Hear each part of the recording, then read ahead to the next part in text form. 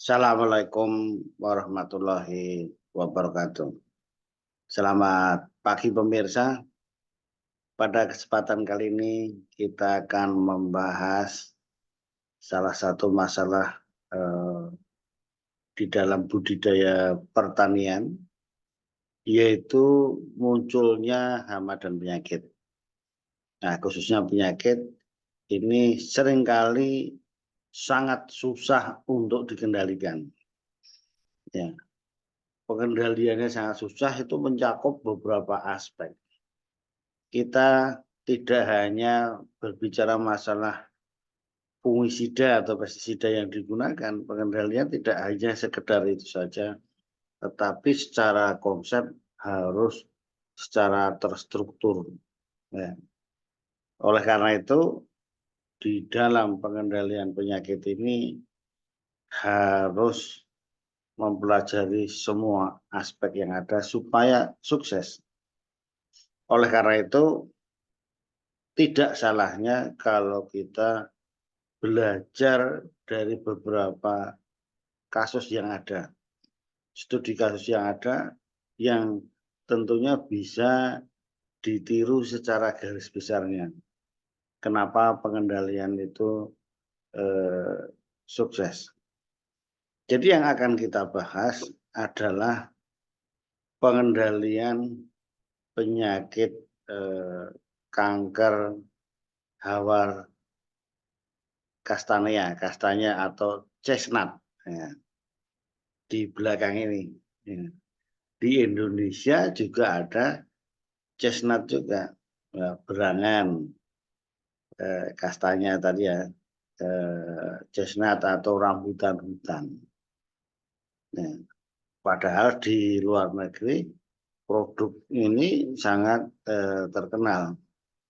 Ya, chestnut untuk kacang ya, kacang untuk dimanfaatkan kacangnya, ditambah lagi apa itu coklatnya. Ini produk-produknya. Mari sekarang kita lihat kisah sukses dari pengendalian penyakit ini dan bagaimana awal mulanya sehingga bisa muncul epidemik, endemik dan bisa terkendali. Coba kita lihat bersama-sama. Jadi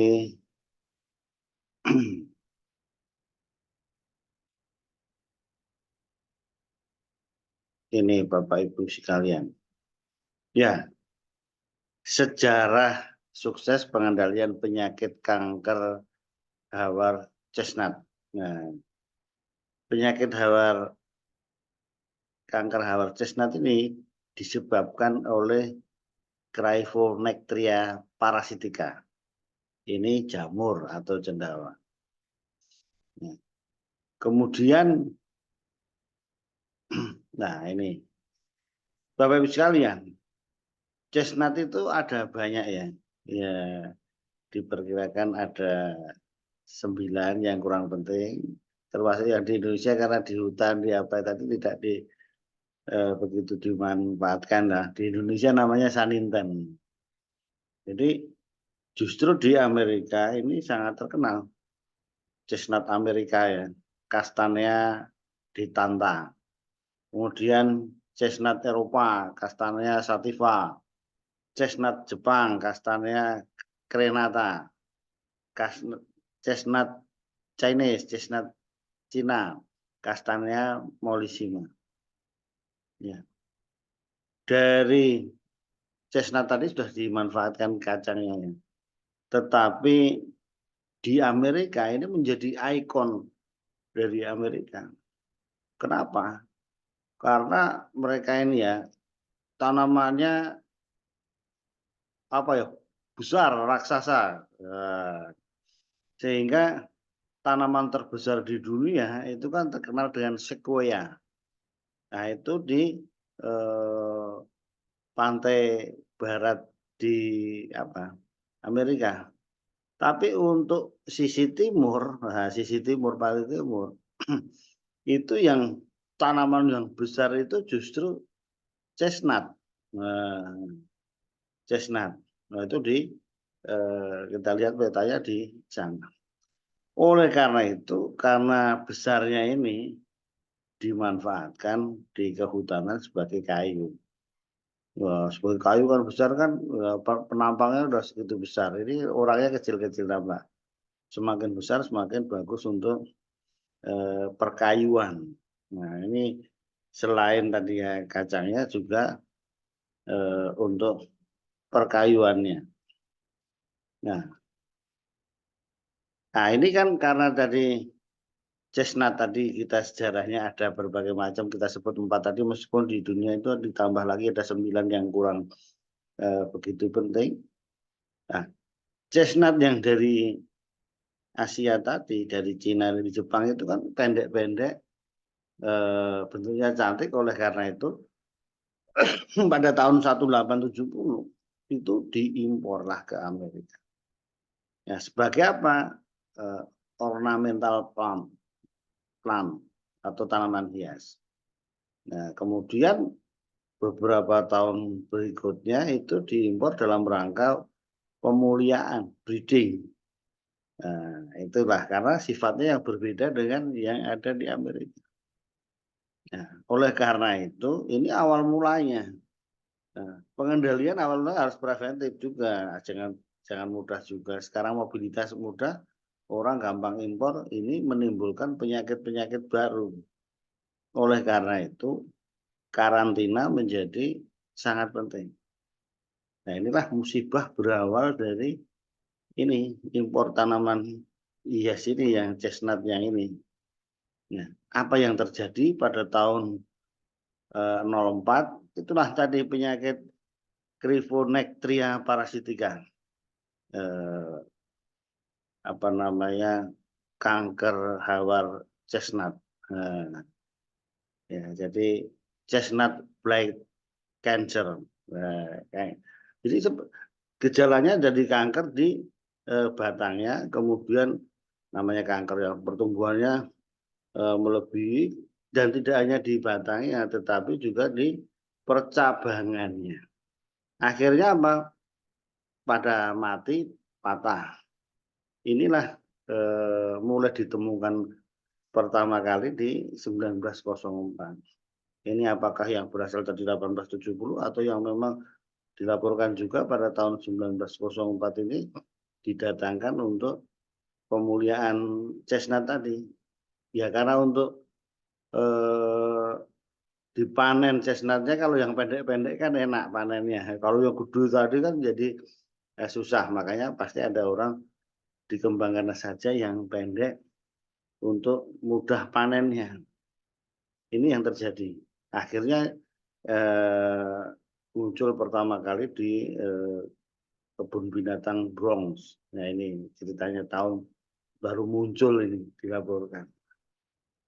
Akhirnya di tahun 1912 penyakit ini mulai menyebar luas. Nah, mulai menyebar luas. Jadi dari tahun 1904 tadi sampai 12, sekitar 8 tahun mungkin sekitar itu aja, tetapi terus mulai widespread, jadi meluas. Nah, ini sejarahnya ya. Akhirnya lagi yang dicatat itu adalah terjadi outbreak tahun 1940, dan yang sering dilaporkan yang mati adalah 4 billion pohon mati. Ada yang menyebut 5 billion, billion itu miliar ya, gitu. Mati tanamannya gitu. Inilah rusak akibat penyakit itu luar biasa. Kenapa kesimpulannya? Karena yang American chestnut tadi tidak mempunyai ketahanan, zero. Jadi yang Eropa chestnut tadi dan Amerika tidak mempunyai ketahanan terhadap kanker apa tadi, chestnut blood cancer tadi, cancer tadi. Nah, sementara ya dari Jepang tadi yang diimpor tadi mempunyai ketahanan, yang dari Cina juga begitu. Wah, itulah masing-masing apa itu mempunyai sifat ketahanan yang berbeda-beda. yang satu susceptible, yang satu resisten. Ini yang terjadi. Berikutnya, ini kan harus cara pengendalian. Jadi pengendalian yang dilakukan tentunya waktu itu secara mekanis dipotong. Ya, mekanis dipotong dan sebagainya. Kemudian ya tidak berhasil. Karena apa? Pasti alat perkembangbiakannya tersebar oleh angin dan mungkin vektor yang lain. Sehingga tetap menyebar, sulit. Ya, karena ini gejalanya di atas, pasti airborne. Nah, oleh karena itu dikembangkan dengan ide bahwa tadi yang ini kan ada yang tidak mati sampai habis karena apa? Ini karena di atas ditunggul-tunggul yang kena tadi karena itu tidak sampai akar menyerangnya. Sehingga di tempat-tempat tertentu itu tunggul bisa tumbuh lagi. Pasti artinya tanaman elit di beberapa tempat masih ada yang American chestnut tadi. Ya, jadi ada upaya pengendalian karena yang American chestnut itu kan kayunya tinggi besar itu mau dimanfaatkan, itulah menjadi simbol tadi. Nah, oleh karena itu sifat itu harus diperoleh, yang sifat ketahanannya diperoleh dari yang Jepang ataupun dari Cina. Ya, nah ini karena sifat ketahanannya yang berbeda, yang satu susceptible, yang satu resisten. Oleh karena itu di-cross-kan, di-cross-kan, disilangkan. Akhirnya apa? Diperoleh tanaman. Ya, tanaman cross yang 50% tadi diperoleh. Tetapi ya ada ketahanannya itu meningkat ya, meningkat jadi lebih tahan.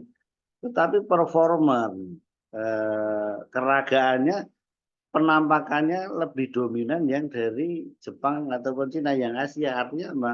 Tanamannya pendek, kecil, itu yang tidak diinginkan. Ya, ya itu kan berarti hampir sama dengan keragaan yang tertuanya yang dari Jepang ataupun dari Cina Asia. Nah, ketahanannya ada, mendingan yang asli saja kalau begitu kan, ya kan. Karena sifat yang tinggi besar tadi tidak dicapai.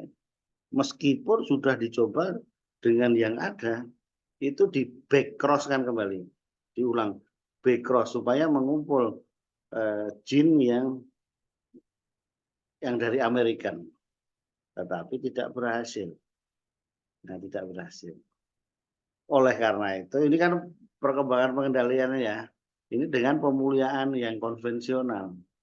Nah, diperoleh tapi kan masih kurang memuaskan sesuai tujuan. Nah, berikutnya adalah, nah ini dengan menggunakan tanaman transgenik. Sumbernya dari mana gitu. Ini justru dari yang lain. Dari tanaman wheat, dari tanaman gandum.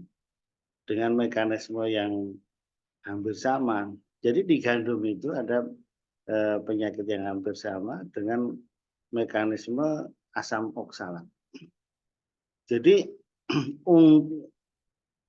patogen tadi di gandum ini untuk melemaskan, merusak apa dengan menghasilkan kristal kalsium oksalat.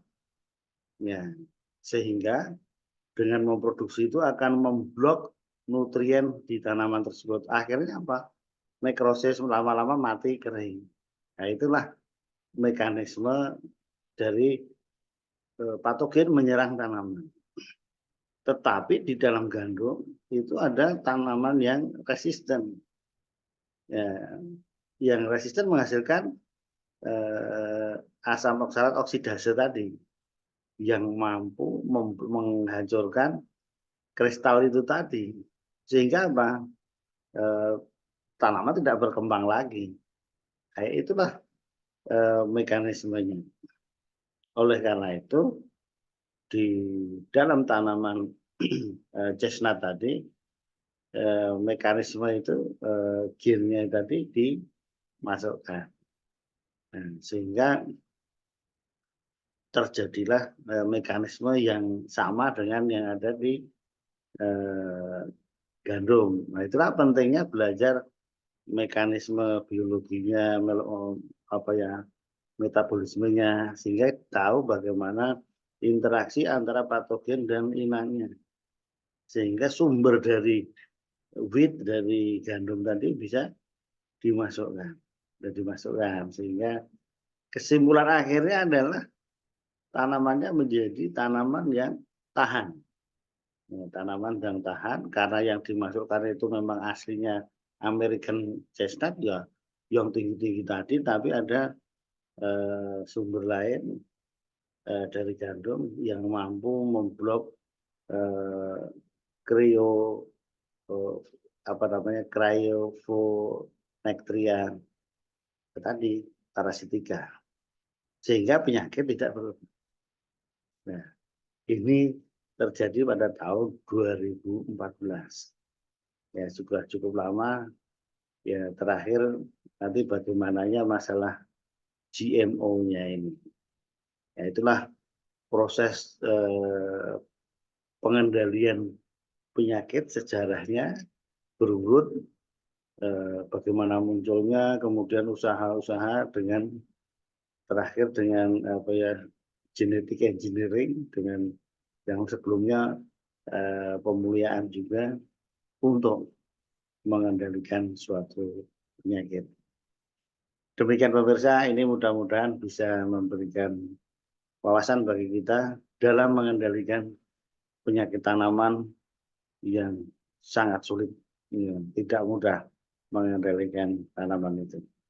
Jadi dari beberapa aspek harus dilihat, tidak hanya tertuju mengendalikan patogennya saja, tetapi triangle disease tetap harus diperhatikan, termasuk hostnya tadi, hostnya cari yang resisten, kemudian kalau bisa lingkungannya yang tidak mendukung patogen, tetapi mendukung tanamannya. Jadi triangle disease tetap relevan dalam rangka pengendalian penyakit yang ada. Terima kasih atas perhatiannya. Assalamualaikum warahmatullahi wabarakatuh.